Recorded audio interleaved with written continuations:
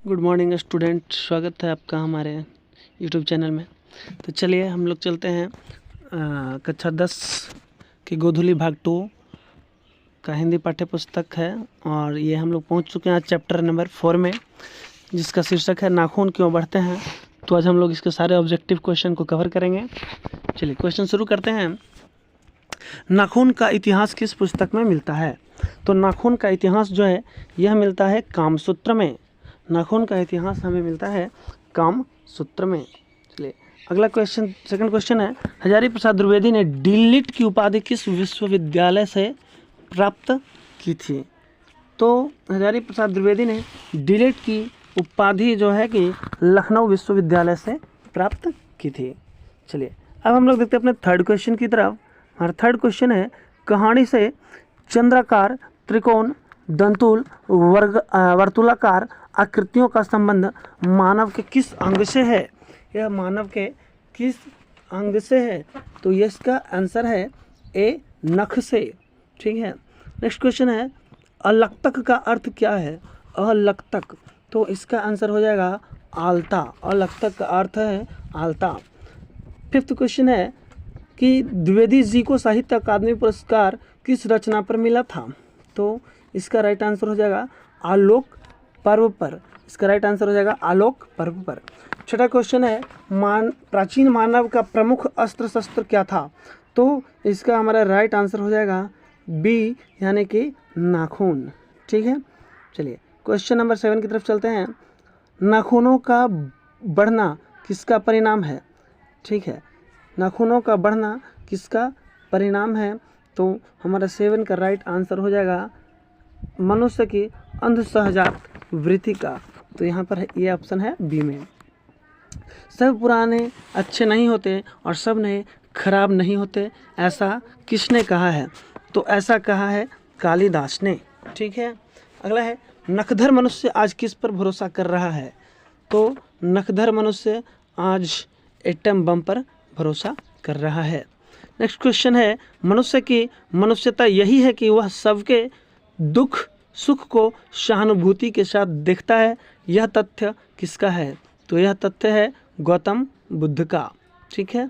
अगला क्वेश्चन है, नाखून क्यों बढ़ते हैं के निबंधकार कौन हैं? तो इसके निबंधकार हैं आचार्य हजारी प्रसाद द्विवेदी। अगला क्वेश्चन है, आचार्य हजारी प्रसाद द्विवेदी जी का साहित्य की किस विद्या में लेखन नहीं है? तो इसका आंसर हो जाएगा कहानी। नेक्स्ट क्वेश्चन, कौन सी रचना हजारी प्रसाद द्विवेदी की नहीं है? अशोक के फूल, माटी की मूर्तें, वान भट्ट की आत्मकथा अथवा हिंदी साहित्य का आदिकाल। तो इसका राइट आंसर हो जाएगा बी, माटी की मूर्तें। अगला क्वेश्चन देखिए, द्विवेदी जी ने निर्लज्ज अपराधी किसे कहा है? तो यह कहा है नाखून को। नेक्स्ट क्वेश्चन देखते हैं, कह रहा है कि कामसूत्र किसकी रचना है? कामसूत्र किसकी रचना है? तो यह इसका राइट आंसर हो जाएगा वात्स्यायन। कामसूत्र वात्स्यायन की रचना है। ठीक है।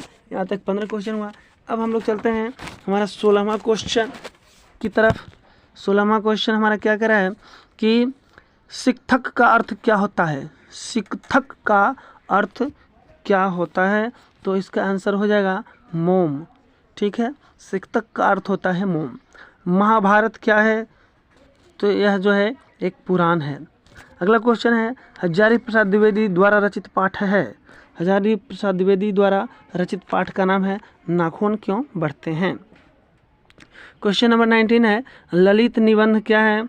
तो ललित निबंध, इसमें से ललित निबंध कौन है? तो इसमें ललित निबंध है नाखून क्यों बढ़ते हैं। नेक्स्ट क्वेश्चन देखते हैं, पुराने का मोह सब समय वांछनीय ही नहीं होता, यह किस लेखक की पंक्ति है? तो यहाँ पर हमारा राइट आंसर हो जाएगा हजारी प्रसाद द्विवेदी। ठीक है, हजारी प्रसाद द्विवेदी के द्वारा है। चलिए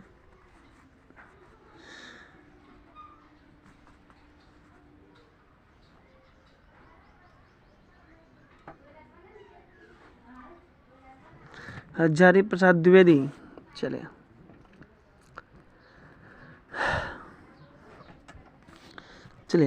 नेक्स्ट क्वेश्चन है, प्राचीन काल में दक्षिण भारत के लोग कैसे नाखून रखते थे? तो प्राचीन भारत में दक्षिण भारत के लोग जो है छोटे छोटे नाखून को रखते थे। ठीक है।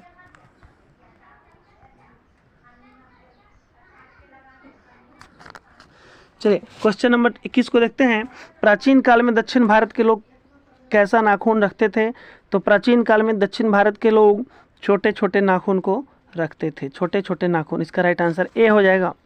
22वें क्वेश्चन में देखते हैं, दधीची की हड्डी से क्या बना था? तो दधीची की हड्डी से इंद्र का वज्र बना था। ठीक है। अगला क्वेश्चन देखते हैं, आलोक पर्व शीर्षक निबंध संग्रह किसकी रचना है? आलोक पर्व शीर्षक निबंध यह जो है हजारी प्रसाद द्विवेदी की रचना है। अगला क्वेश्चन देखिए, हजारी प्रसाद द्विवेदी का जन्म कब हुआ था? तो हजारी प्रसाद द्विवेदी का जन्म हुआ था 1907 ईस्वी में। अगला क्वेश्चन देखते हैं, हजारी प्रसाद द्विवेदी का जन्म कहाँ हुआ था?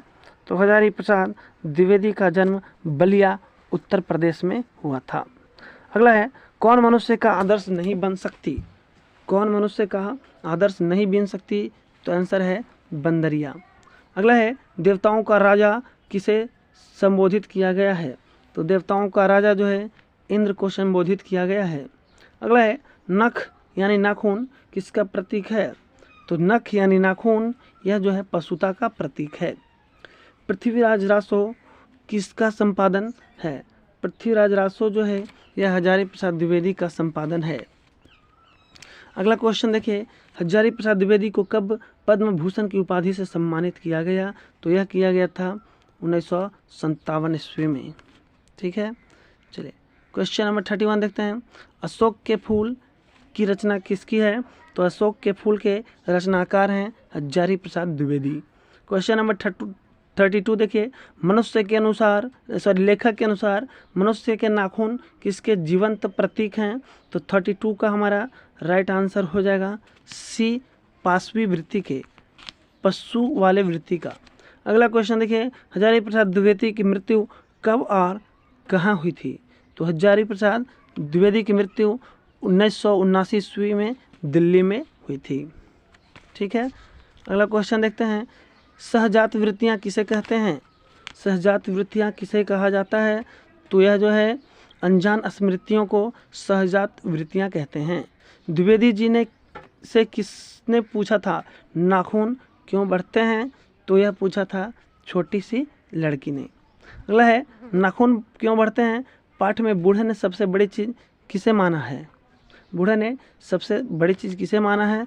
तो यह माना है प्रेम को। ठीक है। अगला है, किस देश के लोग बड़े नख पसंद करते हैं? किस देश के लोग बड़े नख पसंद करते हैं? तो यह गौड़ देश के। अगला है, पुराने का मोह सब समय वांछनीय ही नहीं होता, यह पंक्ति किस शीर्षक पाठ से उद्धृत है? तो यह उद्धृत है नाखून क्यों बढ़ते हैं। और अगला क्वेश्चन देख लेते हैं, अनाम दास का पोथा उपन्यास किसकी कृति है? तो यह हजारी प्रसाद द्विवेदी की। इस तरीक़ा से हम लोगों ने आज कुल 39 क्वेश्चन को कवर किया है। और इस तरीक़ा से वीडियो अगर पसंद आए तो लाइक करें, शेयर करें, सब्सक्राइब करें। धन्यवाद। जय हिंद, जय भारत। चलिए नेक्स्ट वीडियो मिलते हैं जहाँ पर आपको 5th ऑब्जेक्टिव क्वेश्चन मिलेगा जिसका नाम है नागरी लिपि। तब तक के लिए धन्यवाद।